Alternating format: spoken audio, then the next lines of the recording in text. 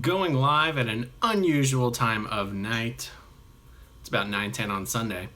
But I finally had a chance to review episode 2, season 1 of The Path, and I got all my notes put together, and I figured no better time than right now to go over this episode. And I've been wanting to do this for a while now, so I'm trying to speed the reviews of these episodes along. I think a little bit too much glare. Yes, no, maybe. We'll stick with that. How's everybody doing? Cheers. Greetings.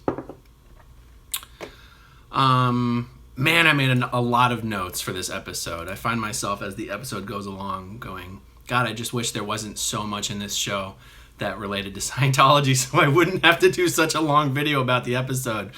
But it's just unbelievable how much of the script seems to be based completely off of Scientology. Hello in Virginia. Hello in Connecticut.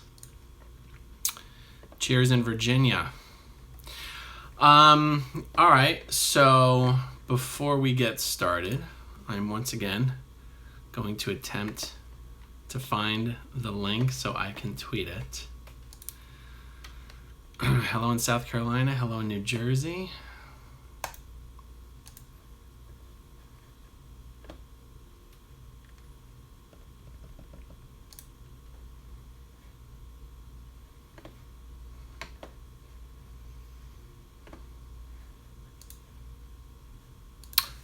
There it is. Found it.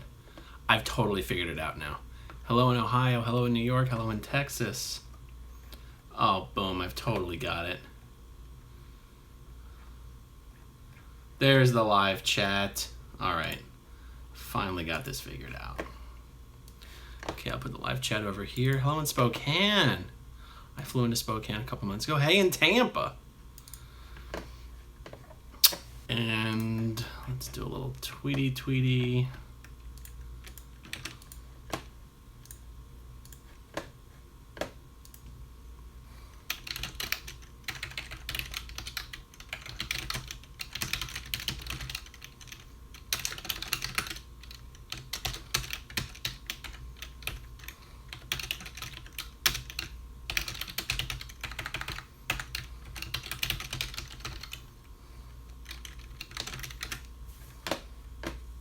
Cool. Hope that works. Hello in Quebec. I've been to Quebec. Hello in Victoria.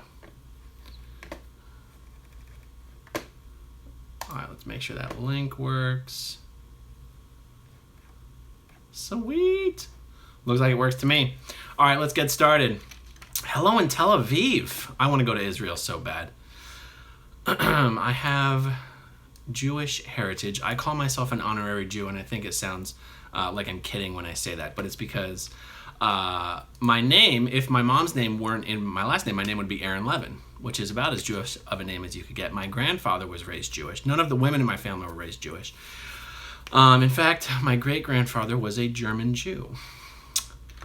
Hello in Little Rock. All right, so let's just jump into the episode here. Okay, so I'm hoping, well, if you're tuned into this live stream, you didn't know I was going to do a season 2. You didn't know I was going to do an episode 2 of The Path, so you may not have already seen my review of episode 1 of The Path. You'll probably still get something out of this review, but I definitely suggest that either you watch The Path if you have not already. Well, yeah, just watch The Path if you have not already. And if you've already watched The Path and you have not seen my review of the first episode, please go back and check that out. The reason I recall the reason I suggested that people start watching The Path is because when I answer questions about Scientology, I do a pretty good job just answering them, just in normal speak. But it's also very helpful, I found, to refer to something that you already have seen. And The Path is in so many ways about Scientology that it's very interesting to answer questions and go, this situation that came up in the TV show here, that is a very good example of this. It's hard to, because Scientology is so insular and it's so unusual, it's hard to give good real-life examples of some of the things that happen in Scientology. But The Path is pretty much an entire TV show that gives excellent examples about it. Okay, so Hugh Dancy plays Cal. who was brought into the movement as a very young boy and has risen to be one of the leaders of the movement, called the Meyerists. Aaron Paul plays Will, who joined the Meyerists in his 20s after his brother died of a suicide. Michelle Monaghan plays Sarah, who was born into the Meyerists and is married to Aaron Paul's character, Will. Okay, episode 2 starts out with a shot. It's a visual shot that's it's kind of representing what's happening in the minds of Will and Sarah. I'm going to refer to them by their character names, not the actors' names. And they're basically doing marriage counseling. And the show opens with a scene where she's like taking him back in time. They show it visually. They're like walking naked down a path or something. And basically in this marriage counseling session, she's getting off something that she feels she did wrong, which was like basically, whatever. She's basically getting off something she feels bad about. And then it's his turn. And they cut to his face, and he's being very sincere. And he's saying, I take responsibility for what I've done, but it's over and it's done, and I regret it. But see, he hasn't said what he's apologizing for, really. And what's happening here is he has let his wife believe that he's having an affair, because somehow that's easier for him to let her believe than to admit that he's actually been talking to someone who escaped the movement and set up a website critical of the movement. He'd rather let his wife believe he's having an affair than let her know that he's actually speaking to someone who left the movement. And so she says to him, we can't move forward until you reveal everything. You're still protecting Miranda, which is the girl that she thinks he had an affair with. So what's interesting here is that they're even doing some form of marriage counseling, or that the Meyerists have some form of mediated marriage counseling. So they call it IRP. And I have in here somewhere the definition of IRP. Infidelity Rehab Program. I love that they have a word for this, just like a word that Scientology would have. They call it the IRP. Of course, Scientology loves its acronyms as well. In Scientology, they would just call it marriage counseling. They don't call it MC. They don't have some special acronym for this particular action other than marriage counseling. But in the show, you basically have a guy. The way they depict this IRP is you have a guy, and he is, basically saying, okay, Sarah, it's your turn to basically, divulge something, and then Aaron, it's not Aaron is his actor's name. Will, it's your turn, and then Sarah, it's your turn. That is exactly how Scientology marriage counseling is done. You have an auditor, and you have the husband and the wife who are in the auditing room, and they basically take turns telling the auditor and each other the bad things they have done to their spouse that they are keeping secret. They basically just take turns doing that. And it is exactly the kind of counseling that they're doing in the IRP, in this Meyerist movement.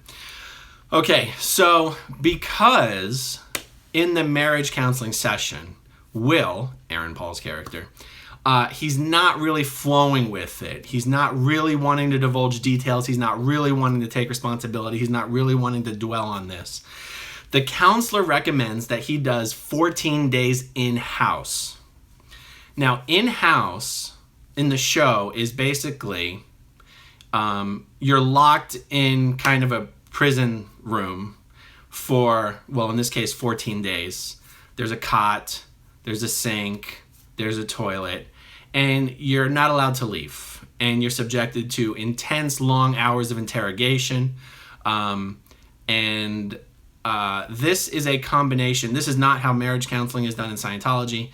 This is a combination of two things in Scientology. No, Eddie is his character in Breaking Bad. Okay, I've just got to make sure, because now you're getting all fucked up here. Eddie, Breaking Bad. Okay, Aaron Paul, The Path.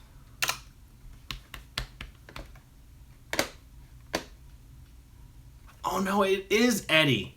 Shit. I actually went through all my notes and changed his name from Eddie to Will. Who is Will? All right. Okay, fine. We're going to call him Eddie. I'm sorry about that, guys. Oh, Jesse. Okay, who is Will? Why do I have Will? Okay, but But Hugh Dancy's character is still Cal, right? Oh, Hugh Dancy, the Path. Please tell me his name is Cal. I can't find it. I swear to God, his name is Cal. Hugh Dancy, the Path, Cal. Yep, it's Cal. All right, sweet. All right. In-house, just call them by the actors' names. Okay, good point. I'll do that. Okay, in-house is a combination of two things in Scientology. 1, the introspection rundown. 2, the rehabilitation project force, known as the RPF. Now, isn't it interesting that the things in Scientology that in-house are similar to are also in other ways similar to what they're calling this marriage counseling, IRP, the Infidelity Rehab Program. Okay, well, the RPF is the Rehabilitation Project Force. So in Scientology, the introspection rundown is what is done when a Scientologist has a psychotic break. I think the way people define having a psychotic break differs from person to person, but everyone knows Scientologists are against psychiatric treatment, but everyone also knows that stereotypically that's where someone having a psychotic break or an episode would go. But Scientologists don't believe in that, so what do? They do the introspection rundown. That is what was being done with Lisa McPherson when she died at the Fort Harrison Hotel many years ago here in Clearwater. The introspection rundown is where you take somebody and you put them in a room and they're fucking locked in and they cannot leave. It's supposed to be a room that doesn't have a lot of stuff in it. No one is supposed to talk to them, so it's different than the in-house. You're supposed to give them food and water, and basically, a Scientologist don't consider this imprisoning someone. They consider this person's having a psychotic episode, and I'm just saying this from the viewpoint of how I would have viewed it when I was in Scientology. I would have said, here's how I would have explained it. Well, if you put them in a psych hospital, they're just going to be locked in a padded room anyway and strapped down or given drugs. I don't know if that's actually true, but I think that's at least what I've always understood. And so is it really any worse just to put someone in a hotel room? To me, I didn't. You can see how a Scientologist would go, well, that's not really any worse than putting them in a psych institution. That's how Scientologists would explain it away. And the idea is you don't talk to them. The idea is that their mind is so messed up and so in stimulation that they need to just chill out. So nobody talks to them, nobody's supposed to do anything, and they're supposed to stay in there until they fucking get better, which sounds ridiculous. That's the introspection rundown. The RPF is the introspection rundown is not a punishment. It is done when someone's having a psychotic episode or a psychotic break. The RPF, the Rehabilitation Project Force, is a punishment, and that is done with Sea Org members who have considered to have done something terrible or unredeemable, and they can either be declared a suppressive person and kicked out of Scientology, or they can do the RPF. Doing the RPF can take 3, 5, 10 years. While you're doing the RPF, you are completely separated from other Sea Org members. You're not allowed to speak to them unless you are spoken to.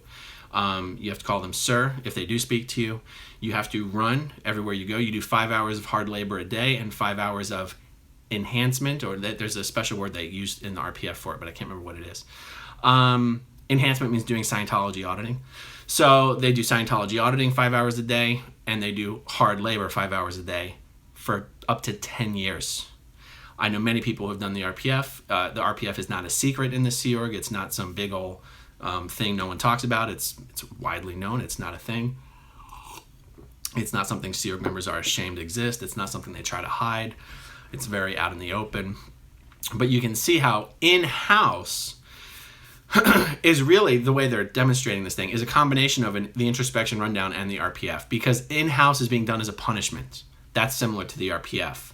Their in-house is this person's having to get the Meyerist version of counseling, and it's being enforced on them. Oh, let me put my phone on Do Not Disturb here. Boom and boom. So, where was I? Oh yeah, the in-house is being done as a punishment, and the RPF is done as a punishment. Okay, so the isolation aspect of in-house is similar to the introspection rundown. Being locked in a room that you cannot get out of is similar to the introspection rundown. The enforced separation from everybody else during this 2-week period, that's shades of RPF. And being forced to do these confessions is also shades of RPF. That's not introspection rundown. That would be our PF and Scientology. Okay. Moving on in the episode, so Michelle Monaghan's character is pressuring Aaron Paul's character, her husband, in the show. She's like, you've got to do the 14 days, you've got to do the 14 days. He's like, I'm not fucking doing the 14 days, I'm not doing it.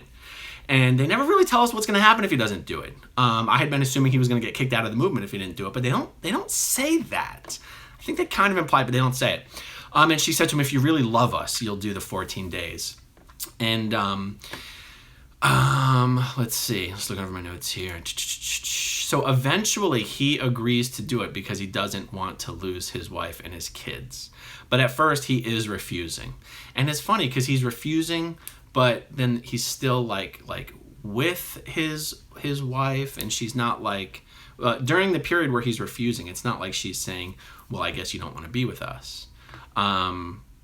So I'm not clear if the Myrists would have kicked him out. Okay, moving on. They cut to a scene where Hugh Dancy. Hugh, I'm going to call him the actor's name. They cut to a scene where Hugh is driving in his car. And remember, Hugh's one of the leaders of the movement. And he's listening to a taped lecture in his car. And it's like some personal improvement coaching type lecture. He's practicing using his eyes. He's following instructions on the tape. He's practicing using his eyes to communicate various emotions. And to be better at closing deals. It's a tape on how to close deals. So this reminded me of Scientology's total fixation on sales techniques. L. Ron Hubbard endorsed the book Big League Sales. And I believe Big League Sales was written by Les Dane. Big League Sales Closing Techniques. Just verifying it's really Les Dane. Les Dane is the author. L. Ron Hubbard was all about Les Dane. He thought he was the god of closing sales deals. All Scientology registrars and sales and recruitment personnel have to read Les Dane's books and practice the closing techniques given in Les Dane's books. And this is such a crazy fucking thing to even think about, that a religion has its people study and practice sales closing techniques.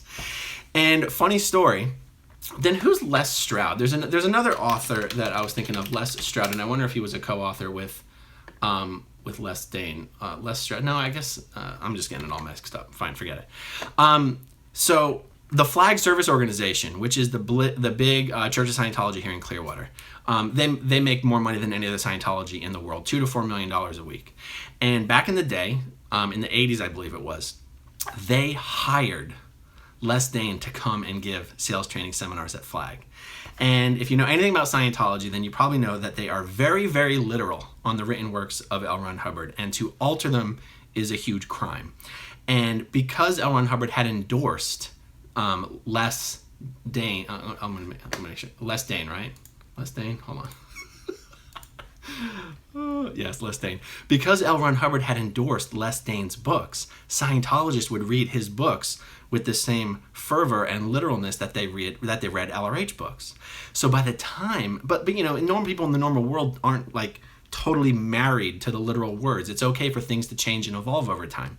So when Les Dane came to do this sales training seminar, he was deviating from what he had written.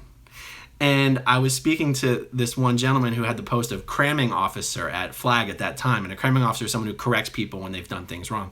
The cramming officer literally had to pull Les Dane aside and correct him on his own books that he was there to teach people. I mean, how funny is that? The guy, like, LRH had endorsed this guy as the expert. They call in the expert, and then they're correcting the experts, asking him, can you please stick to the books? Because the books is what our people have read.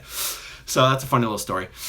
And let's see, so many lectures. Oh, and the other reason I thought this scene was just funny is because Scientologists will very commonly be driving and listening to an L. Ron Hubbard lecture in their car, because there are hundreds and hundreds, if not thousands, of lectures that these days, recently in the last 5, 6, 8 years or whatever, all of these lectures have been re-released by David Miscavige, and all Scientologists have orders to listen to them all. Well, how the hell do you listen to hundreds, over 1,000 lectures? You have to be listening to them at any opportunity. Otherwise, it's literally going to take you like 10 years to get through them. They're all 1 hour long lectures. So just the fact that they had a scene in the show where one of the leaders is driving around listening to a lecture in his car, I was like, man, just the little things that remind me of Scientology. And then I wonder, like, maybe I'm reading into it. Like, you know, I'm reading in these similarities, and maybe it was totally unintentional. Okay, moving along. I got a lot of notes here, so I'm going to go as fast as I can. Hugh Dancy, he arrives to the home of a wealthy husband of a member. The husband is not a member. He doesn't really want to be associated with it. He's kind of embarrassed that his wife is associated with it. The husband is a hedge fund manager. He's rich as hell. There is an eye hanging on the wall when he walks in the room. The eye is like the symbol of the Myrists. So Hugh walks into the house. The house is amazing. He walks into this little office space, and the eye is like hanging like behind a door. Okay. So the husband also has no respect whatsoever for Cal. He's not showing him any particular deference in any way. And he's like, yeah, when people come over, I tell them it's a dolly, like a dolly painting. He doesn't want to admit that it's a Myrist symbol. And you can tell how much this pisses off Hugh. In the show, Hugh is the David Miscavige character in many ways. And so, you know, when this guy is being dismissive of the movement, and they do a really good job, and Hugh does a really good job just emoting how he's just smoldering, how much it's pissing him off that this guy is not as dedicated to the movement as he feels he should be. So, you know, the way Hugh's character takes everything way too personally, and he's bent on retaliation, and he's bent on retribution, are personality traits that David Miscavige certainly shares. Okay, so Hugh's character in the show got into the movement as a young boy. He was close with the founder. He's deeply emotionally flawed, deeply dishonest. He grabbed power in the movement through subversion, hugely hypocritical in that his actions are contrary to everything that he preaches. Again, all personality characteristics that David Miscavige shares in common with this character. Okay, let's keeping track of where I am on my notes. Okay, the wife. I said that this guy, the hedge fund manager, he is the husband of one of the members of the Myrists. The wife, who was a member, she got into the movement when her mother died. They made a very interesting point. The way they put that into the script was interesting. I think the husband had said, oh, well, when did you get in? I think it was, 2000 whatever. And the wife goes, yeah, well, my mother died in that year, so that's when I got in. I thought that was interesting because it's kind of a little nod to the fact that some people get involved in Scientology or in groups like Scientology when they're trying to make sense of some kind of trauma or some kind of loss that they've experienced in their life, so that was pretty true to form. The wife is a very devout member. Here's why Hugh went to their house. Their son is having drug problems, serious drug problems. He's been to 5 rehabs and none of them have worked, and they want the Myrists to they want Hugh to bring the son into the Myrists rehab program, and Cal agrees to help, and the husband wants to be discreet about it. He actually calls it cultish in front of Hugh. He says he will make a very large donation if they will help the son, and Cal acts Hugh acts very disinterested in the money. This is unbelievable. I could not believe that they wrote into the script that this cultish movement has a drug rehab program. You cannot tell me they're not just straight up writing about Scientology. Scientology's drug rehab program is Narconon. Okay, if anyone's being like super, super trolly, I'll block them.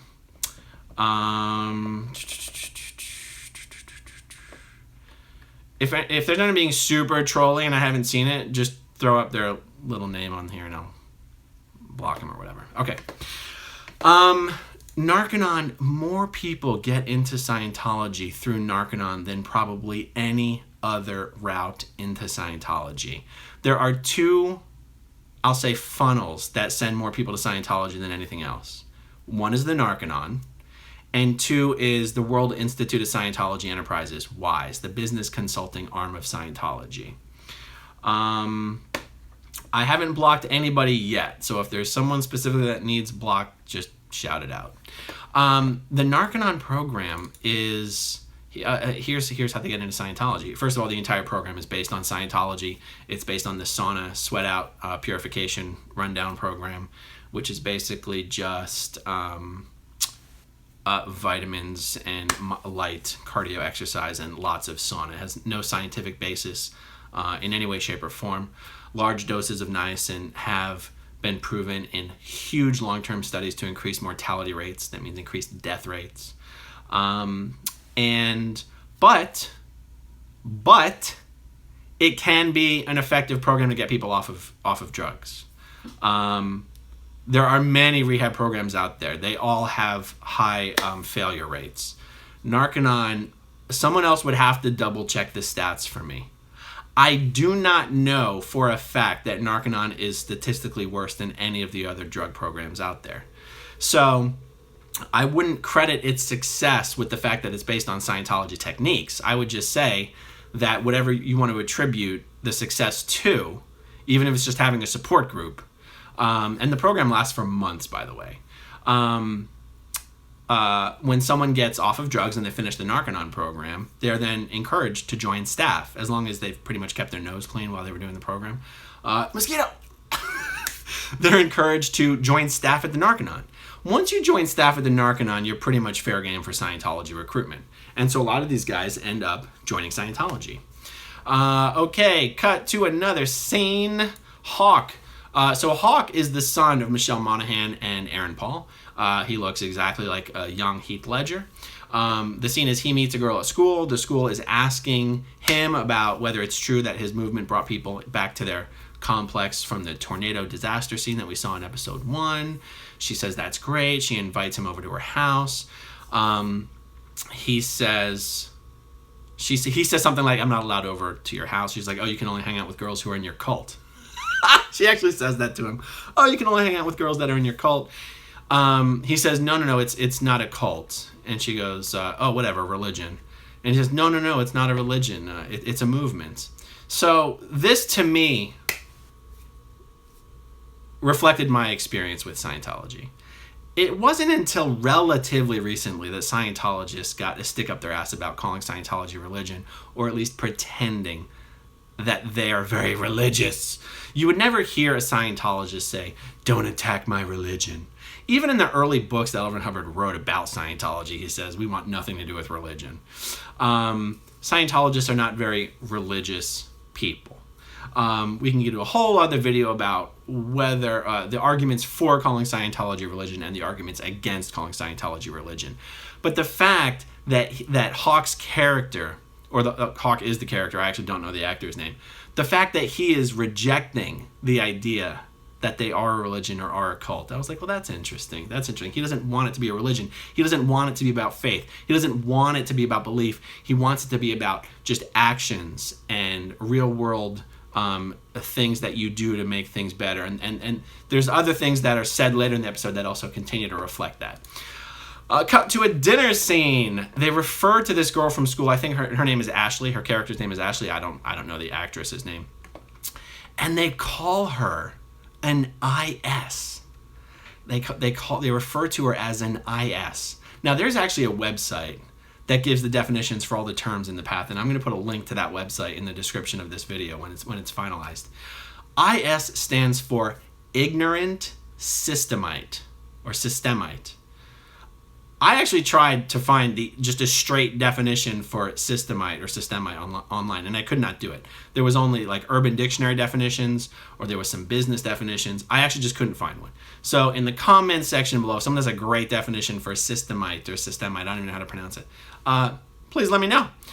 But the definition given on this website for what IS means, it says, this is an unenlightened member of the general population who is not a part of the Myrist movement. Basically, all of us. You lose the IS label once you start training on the lowest rung of the ladder. The fact that they wrote into this show that there is a word for non-members. I mean, Scientology, of course, has the same thing. They call them WOGs. WOG. It's not even... It's such a commonly, casually, freely used word in Scientology. WOG. Someone can say, I work a WOG job. That means what you do outside the church. Like when I was on staff in Philadelphia, I worked for like the Philadelphia Orchestra in HR for a while. And if I were to be describing that to somebody, I would say my WOG job. I work at the Philadelphia Orchestra for my WOG job. Or if you hear some staff member has a new girlfriend, you'd be like, oh, is she a Scientologist? No, she's a WOG. It sounds so fucking crazy. The more time I spend out of Scientology, the more I look back on this and go, man, that's fucking weird. Like, that wasn't a red flag. But when you grow up in this shit, none of it's a red flag. So they've got a nice little term for non-members. So the thing is, Hawk wants to help this girl. So Hawk wants to help this girl. There's something she's saying she wants help with, and Hawk wants to help her with it, but everyone else is against it because they're pretty much afraid that they're like, ooh, everyone's really susceptible in these teenage years. They could think he's going to get sucked into being in a relationship with this girl, and that it's going to pull him away from the movement, and she's going to, plant seeds of doubt in his mind and all that kind of stuff. Okay, great scene coming up. Boom, they cut to a scene in the FBI local field office. And they are talking about this religious group showing up in these vans to the tornado site 2 hours before FEMA could get there. I think I alluded to this in the last video, or I actually said it in the last video. So one of the agents is referring to this group that got there before FEMA did. And someone says, no one got there before FEMA did. And then they're like, yeah, this group got there. And he goes, who was it? The Scientologists? I lost my shit the first time I heard him say that. I've already finished watching all 2 seasons, and I'm having to go through and rewatch season 1 to put my notes together for these videos about it. The fact that they included that in there. First of all, I think they did it for legal reasons. They did it so that they could wink, wink, this show's not about Scientology. But what I loved is the guy said the word Scientology perfectly. He said it like he'd been saying it his entire life.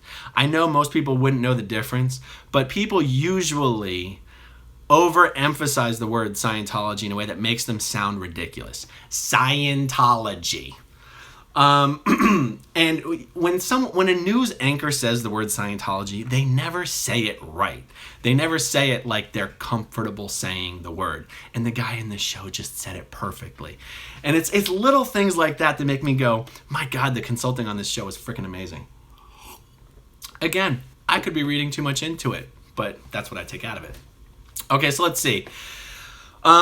Moving on. They introduce... I made much more notes than I actually need because I only really want to discuss the things that are similar to Scientology. I don't really want to just discuss the entire plot line. But let's see. They use the word realignment. Yeah, I don't even note down here what the actual scene was. They introduced this word realignment. And I believe this is what's supposed to be the equivalent of auditing. And I don't even know why I made a note of that. Whatever. Moving on. Introducing the word unburdening. Okay, so in one of these scenes, they for the first time used the word unburdening in casual conversation as if it means to get something off my chest. That's right. Hugh and Michelle were walking down the street, and he says, "Can I unburden to you?" And I really just wanted to point out that that's not a Scientology thing. That's not how Scientologists talk. Although they would say, come clean. Come clean is a term used very, very frequently in Scientology, which means, to get something off your chest. But it doesn't mean there's something I've wanted to say and I haven't said it. Like, come clean would specifically mean you want to divulge something bad that you've done.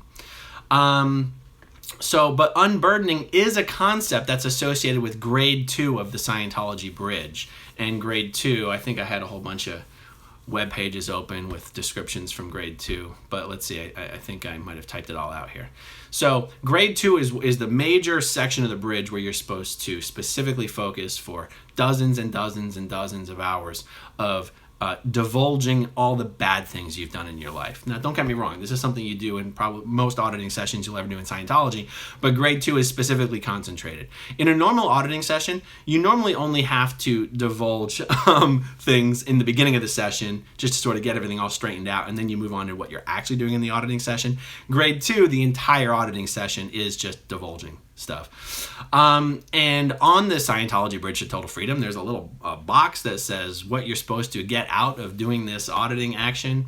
And if I typed it out here, it's relief from the hostilities and sufferings of life. And that's something you're supposed to accomplish after having completely unburdened yourself of all these transgressions. And you're supposed to realize, I'm not such a bad person after all. I only felt like a bad person because I was holding all of this evil inside of me. All right, moving on. Not relevant. I already covered that.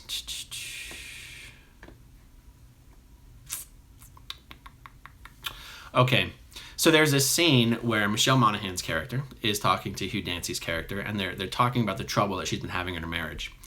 And she says, "It will all work itself out. We have the tools." And then she sees that someone's waiting for her, and she says, "I have a session." All right, the script is fucking amazing. Scientology, that is exactly how, if you asked any Scientologist, just in a casual conversation where they weren't trying to be defensive or weren't trying to just give you a public relations answer, they would drop the religion word and they would say Scientology is about tools. Tools on how to handle life. Tools on how to handle problems. Tools on how to make things go right. Tools is a word used very commonly in Scientology. And this concept of it will all work itself out is similar to a Scientology concept of you make things go right. L. Ron Hubbard says, the supreme test of a Thetan is the ability to make things go right. So when she says, don't worry, it'll all work itself out, that to me is like, don't worry, we're going to make it go right, and we have the tools. In fact, in that famous Tom Cruise black turtleneck video, the IAS video, review that video and tell him if he doesn't use the word tools many times. And a session, all Scientology auditing is called an auditing session. That's how Scientology, I have a session, I have to go to session, I'm late for session, I was in session all day. This is how Scientologists use the word session. In fact, some people even abbreviate it very stylishly and just call it sesh. I've got to go to sesh. I had a great sesh today. There you go. That's a similarity. Next. Okay, so Cal, Hugh's character, he is all about he wants to become kind of a famous person.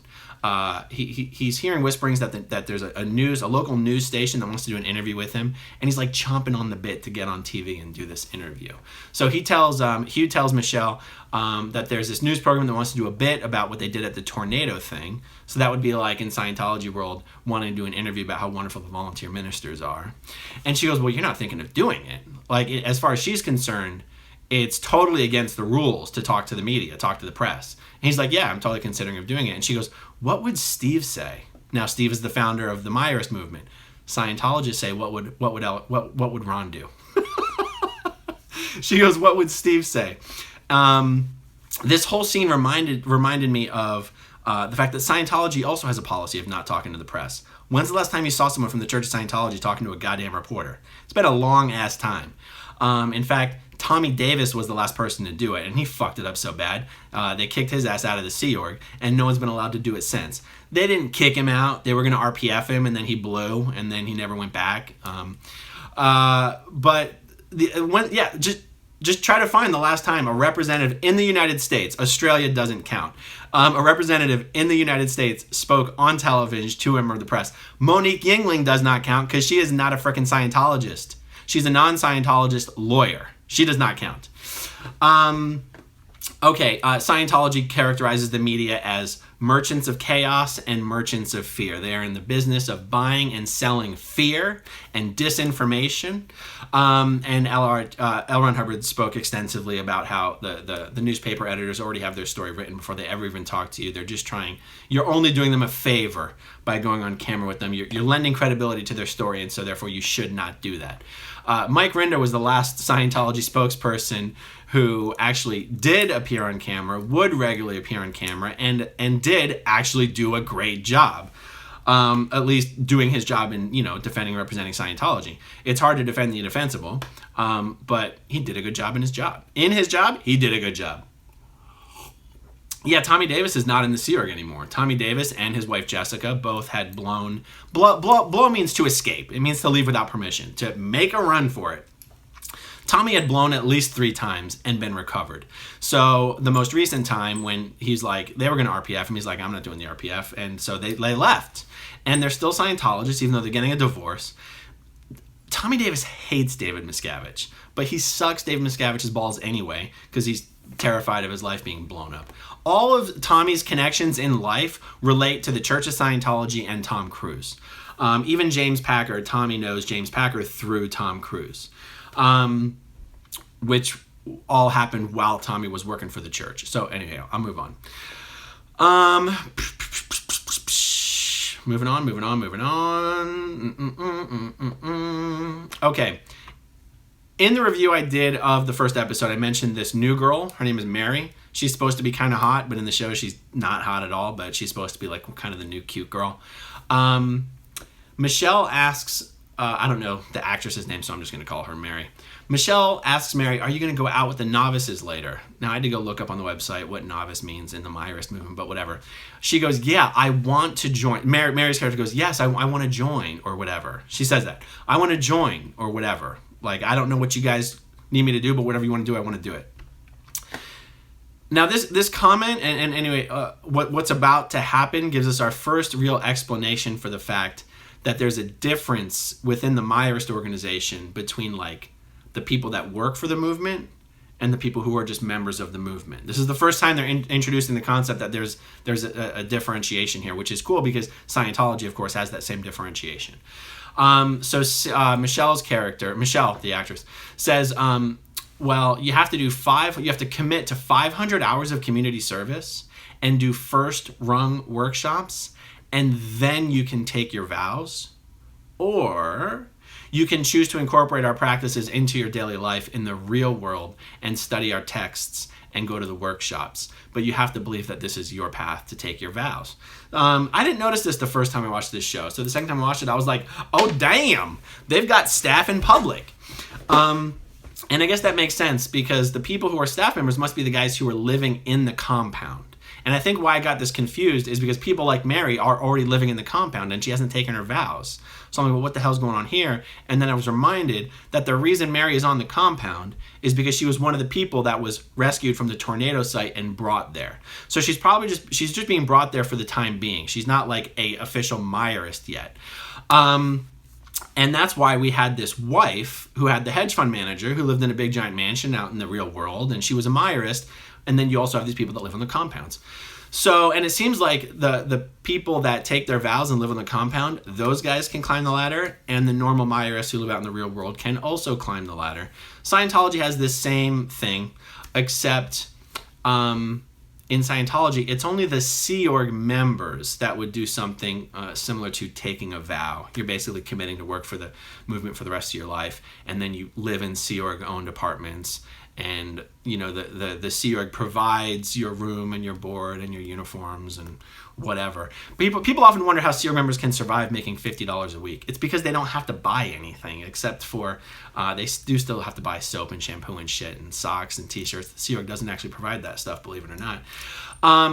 But so if you're a Sea Org member, the group is providing everything for you, and that's what the Myerists who take their vows, the movement provides everything for them, and it doesn't seem like they have a group similar to the Sea Org, and they have a group similar to the public. It does not seem like there is yet a group of Myerists that are similar to just normal staff members in Scientology. Let's see what's next. The fact that they even have workshops cracked me up because Scientology also has workshops that are only intended for the public. Like a staff member, no matter where you're at on the bridge, would never attend a workshop. A Sea Org member would never attend a workshop. They are only for the public. Okay, cover that. Oh, and this fact, even when she says that, well, you really do have to be committed before you can take your vows. Again, I might be reading too much into things like this, but it just occurred to me that there is a similarity here in which if you were to show up without already having an extensive record of being a Scientologist and want to join the Sea organization, you would be met with an immense amount of suspicion, and they would not just open the door and let you in. They would think that you were a plant. They would think that you were sent in by the government or by a media organization or by a foreign government. And in fact, this is what happened with another former Scientologist, Chris Elston, who told his part of his story recently, that he did show up to St. Hill, England to join the Sea Org, and his recruiter actually got into a lot of trouble for bringing in someone as new as him into the Sea Org. But it sounded like he was allowed to join anyway, so I'm not quite sure all the details of how that went down. Okay, cut to a scene in the local FBI office. where they're discussing the fact that some of the refugees who were brought from the tornado disaster site into the Meyerist facility have not been responding to messages from their families. Again, just a small thing here. Just a small little thing. This is only a very, very short scene. And I was like, how interesting is it that the main point of controversy that's being injected into this script is the fact that once people join this organization, their families lose touch with them. I mean, that is one of the primary criticisms of the Sea organization, is that you can't talk to your family without it being monitored. You can't go home for Christmas. You can't go home for Thanksgiving. You can't just go home because it's your parents' birthday or anniversary. You have to get approval, and you have to get a sec check, which is Scientology's version of an interrogation. And it's hard to do, and it's hard to get approval. And you have one guy I just spoke to today who recently left the Freewinds. He left the ship, and he went back to the country he's from to see his mother, because he's got nowhere else to go. And his mother's like, you haven't called me in 19 years. You're a fucking stranger to me. No, I'm sorry to say anything bad about this guy's mother, but she's like, what do you want me to do? You want me to take care of you now? Like, you haven't spoken to me in almost 20 years. I don't even know who you are anymore. This is so common in the Sea organization. So I thought that was very interesting. Okay, cut to another scene. I'm trying not to make this too long, you guys. I hope this is at least interesting. Cut to another scene of the Meyerists. They're in a park. They got a table set up. They've got a bunch of members all wearing the same colored t-shirts. They're practicing approaching people in the park and getting them interested and engaging them in conversation about Meyerism. They approach a girl who's sitting on a bench, and she just right away was like, boom, not interested. And they go, okay, well, if you change your mind. She goes, I'm not going to change my mind. Putting up a real front. They would call this the brick overcoat of objections, is what they would call that in big league sales techniques. And in this scene, they show how these two people, these two Meyerists, succeed in getting someone who's being very aggressively against the conversation, gradually getting her roped into a conversation, and they basically recruit her right on the fucking spot. Scientologists would call this finding their reality. In Scientology, reality means something upon which you and another agree upon. So if you have someone who's being really aggressive and hostile towards you, and if you're interested in resolving that, the best thing to do is to find something you can agree on. And in this case, the conversation, they managed to slip in the fact that they weren't city folk, and one was from this place, and the other one was from Washington. And it's like, oh, where in Washington? Anyway, they were from... That was the entry into the conversation where they found enough that they could agree on that she at least started talking to them. And the fact that they had this big table set up with a tablecloth and shit in the park. If you live in New York City, or if you live in any major city where Scientology organizations exist, you've probably seen them set up these tables on the streets with books and e-meters, trying to give people pinch tests on the e-meter. They call them stress tests because they just think stress test is a good marketing word. And again, I'm like, whoever's writing this script, man, whoever's writing this script understands Scientology. And to repeat what I think I said in the last video is, I have it on pretty good authority that the consultant on this show is the guy who founded Landmark and the brother of the guy who founded Est. So Landmark founder, it's like Rosen something.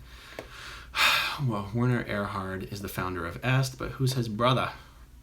Landmark founder, Werner Erhard brother. How about that? Come on, just show me who his brother is, please. Did anyone say it? Anyone say who the brother is? Brother. Werner Erhard brother. Harry Rosenberg. I've been told the consultant on this show is Harry Rosenberg. I would love for someone to be able to double verify that. All right, moving on. Okay. Aaron Paul's character, they cut to another scene. Aaron Paul's character meets up with the girl who escaped the movement. And he tells her, they want me to do 14 days in house. And she goes, are you kidding me? And then she kind of laughs. And she goes, oh, I'm sorry. I know it's not funny. I mean, I know that when you're in it, it makes so much sense. But when you're out of it, it's like... And I was... I cannot tell you how many times I have said that to people. Talking to other former Sea Org members about this or that. And then I go, God damn, all this was so normal when we were in the Sea Org. And now that we're talking about it, it sounds so fucking stupid. Okay, so that was a similarity. Let's see. Aaron Paul's character says he's afraid of doing the 14 days because he's afraid he's going to start giving up names that don't exist. And he says, or worse, I'll tell the truth. Now, I thought that was just interesting. In Scientology, the way this usually works is normally you tell the truth first, and then they keep harassing you because the e-meter says that you haven't told all, and then you start making shit up. So Aaron Paul's plan was to make shit up so that he wouldn't have to tell the truth. In Scientology, it usually goes the other way around. You tell the truth first, and then you have to make shit up just to get him to fucking leave you alone. So let's see. Will says he doesn't think he can do this anymore. Okay, so Will starts to be afraid that if he gets too involved in trying to explore how much of Meyerism is bullshit, that he's going to lose his family. And he's starting to basically say, he's starting to rationalize and justify things. He's starting to say, who cares if there's no such thing as the light? And this girl that he's talking to is like, did I say Eddie again? I'm sorry, guys. Did I say Will again? Oh. All right. He's like, who cares if there's no such thing as the light? And she goes, what do you mean? Of course it matters if there's no such thing as the light. That's why you joined the movement. I found this interesting because this is similar to conversations I have had with other former Scientologists of whether the fact that the OT levels in Scientology are total bullshit. Meaning it's not what people in Scientology think they are. Most Scientologists have not done the OT levels, and they have this very, very exalted, elevated idea of what they think the OT levels are going to be. And no one in Scientology is allowed to talk about the OT levels. That's the Xenu stuff and the body thing and stuff. And I've had conversations with former Scientologists who are like, it doesn't matter to me that the OT levels are bullshit because I think auditing in general helps people. Or it doesn't matter to me that the OT levels are bullshit because that's not why I was in Scientology. I was in Scientology because Scientology helps people, even if they don't do the OT levels. So there was just this tiny little thing inserted into the script that I was like, that's really, these two people are having this interesting conversation. They're both agreeing that it's bullshit, but they're disagreeing on whether it matters. And I thought that was a nice little nuance. They have an argument over whether, no, we did that. Will acknowledges that if he loses his family, it would destroy him. And he's willing to do anything needed to keep his family. He's even willing to live with a lie in order to keep his family together. And he says, isn't that what the rest of the world does anyway? Everybody just lives with lies, so why is this any different? And it's just amazing. I mean, that is so true in the Scientology world. That is the control that Scientology has over its membership. The power to take away their family. And that is what people care about the most. And that is why a large number of Scientologists, even who've given up on Scientology, don't give a goddamn about Scientology. They don't want to speak out publicly because they know they will lose their family to Scientology. So here's an interesting little thing that happened here. So Aaron Paul's character is talking to this woman. This woman's escaped. She's a little nutty, right? Aaron Paul pretty much agrees with the information she's giving him, but he's not as outraged by it. He just wants to know the truth, but he's not like, oh my God, how could I have been deceived my whole life? He's processing it, right? And then she says something like, they killed my husband. And he goes, whoa, what the hell are you talking about? And again, small little piece of dialogue. He immediately, emotionally, a switch flips when she says that. He's like, look, I don't know what the hell you're talking about. He immediately is like, you're crazy, right? Now, this is interesting. Even as viewers of the show, we are not really being led to believe that her husband actually killed himself. We're led to believe that, we're not being led to believe that the Meyerists killed the husband. We're being led to believe that the husband committed suicide. And she's very convinced that he was murdered. And we're being led to believe that this is kind of just, she's a little crazy, right? And so she has this feeling that Aaron Paul is like her. because he's doubting the movement. But Aaron Paul is like, no, I'm nothing like you. Like, you're in crazy town. You're overboard. And he sort of dismisses her, and he drives away, and he's like, yeah, I might be trying to get out of the movement. I might be opening my eyes to all this abuse, but I'm not ready for crazy town. Now, for me personally, this was an interesting point because it kind of relates to my YouTube channel and the messaging on my YouTube channel. For me, the audience for my channel is two groups. One, people who've never been in Scientology. This channel exists to help explain the world of Scientology to those people. And the other group is people who are in Scientology and on the fence and are just looking online for critical information for the first time. I want them to be able to find a channel where important Scientology issues are being discussed fairly and level-headedly, right? Providing interesting and fair conversations to people who are on the fence is a service to them. It allows them to listen to what I'm saying without completely rejecting it. The kind of rhetoric, I really push back a bit against the kind of vicious, hateful rhetoric that you hear in some places against L. Ron Hubbard or Scientology or the Sea Org. Not because I don't agree with the facts that such people are communicating. I disagree with how it's being presented because I go, who's your audience? Like, my audience is not former Scientologists. So if you just want to rail and rail and rail on Scientology, the audience for that is usually former Scientologists because they know what you're talking about and they can agree with you. The public doesn't need to hear all that inflammatory shit in order to be like, I don't want to have anything to do with Scientology. No one wants to have anything to do with Scientology. So I feel like I'm repeating myself a little bit. The fact that this show showed this interaction between these two people who are both have their eyes open to the fact that there's some bullshit going on. But one of them was way too overboard and totally shut the other one, like totally turned the other one off. I was like, this is an example of two people that should be on the same page but aren't because one of them is a little too fucking insane in their rhetoric. I was like, there's a lesson to be learned there. When I first started looking online for critical information, as when I was still in Scientology, and I found some of those, I'll call them particularly hateful websites, the fact that they were so over the top is what allowed me to believe everything they were saying was bullshit.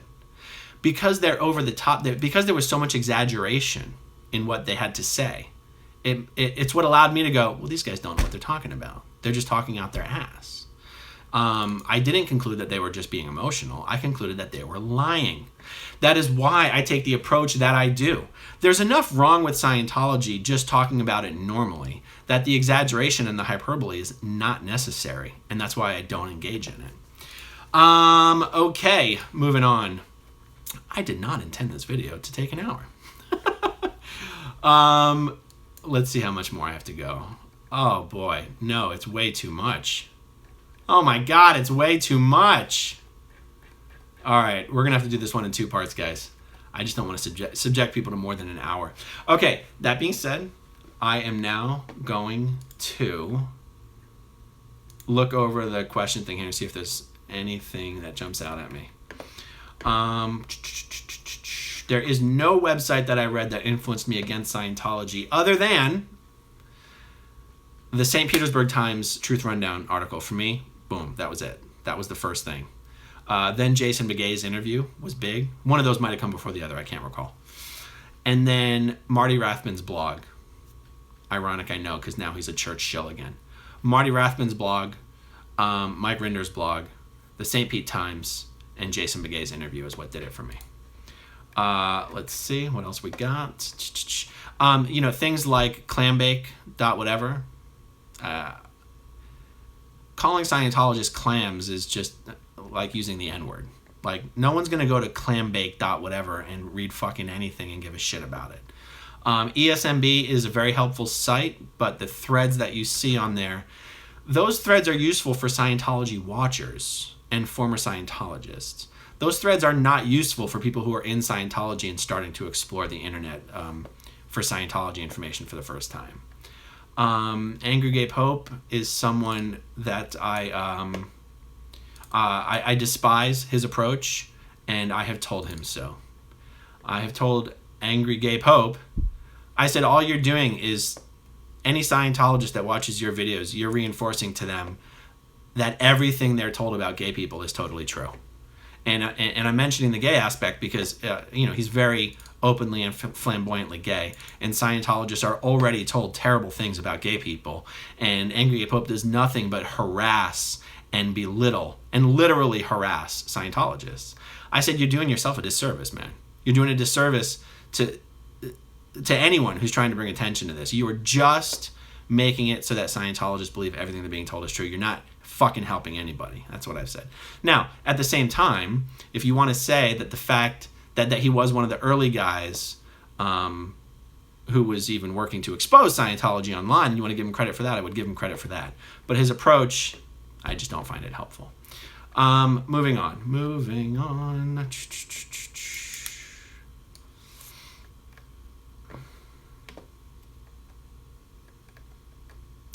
Just looking for anything really obvious that jumps out that would be quick to answer.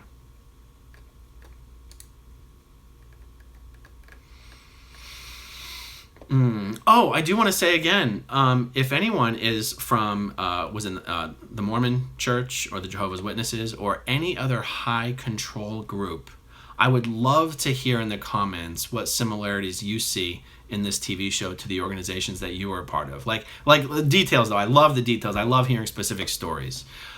Just as kind of as detailed as I've given it in this video, like what are the things in your organization that you feel are reflected in the show The Path? Dun, dun, dun, dun, dun, dun.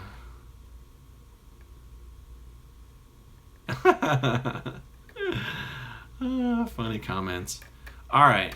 Well, go up. I think that's pretty much it. That's pretty much all I got. Hey, on the channel, we finally broke 1 million views. I thought that was kind of cool. I know as far as YouTube goes, 1 million views isn't actually that much, but it's kind of a cool number. Do you practice any sort of Scientology today? No, I do not. No, I do not. Not in any way, shape, or form. But my mother does, and I'm totally fine with that. And it is interesting to note that I have recently come under attack. I'm giving people way too much credit by even calling it that. People are calling me a Scientologist. Other former Scientologists have the balls to call me a Scientologist or a closet Scientologist or an independent Scientologist because I'm just too fair to them, or because I'm not outraged that people practice independent Scientology, or because I'm not outraged that there are former Scientologists, including myself, who have the balls to say there were some helpful parts of Scientology. Oh my God, how can someone say that? Oh, you fucking normalizer, you sympathizer. I'm being a little silly right now, but it is also quite silly how people have decided to get a big giant stick up their ass because I don't seem to hate Scientology just quite as much as they do. So fucking high and mighty on their big ass fucking horse. How dare you, sir? By the way, I am trying to normalize the phrase don't invalidate your knowingness. If you watched one of my recent videos, okay, which one was it? It must have been the last video the last video I did was How to Speak Scientology's Part 3. And I covered this phrase, don't invalidate your knowingness. And I'm pretty sure my aunt's going to make me a t-shirt that says that. Don't invalidate my knowingness. It basically means don't doubt yourself when you think something is true. It would be so funny if people started using this phrase in normal conversation with Scientologists. Like, I thought that girl was a bitch. I shouldn't have invalidated my knowingness. It's like, that's how it would be used. Or let's say someone doesn't show up for an appointment. And you're like, you know what? I knew he was going to... I knew that person was going to no-show, but I scheduled the appointment anyway. I shouldn't have invalidated my knowingness. All right, let's see what else. Scientologists hate squirrels. Dun, dun, dun, dun, dun. Some black churches tell folks that are leaving the church to leave right. That is, protect the church by not sharing bad things that went down. I can understand groups wanting to keep private things private and stuff like that.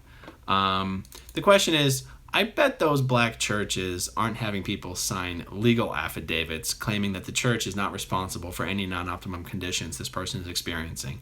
I bet those black churches don't have their members sign confidentiality agreements that threaten them with fines of up to $100,000 per disclosure. Scientologists sign these things, and they don't actually know that they're not legally binding. They think they are legally binding, and they're not, because they're signed under duress and they're not given any consideration for signing the agreement. All right, what else? Costa Rica.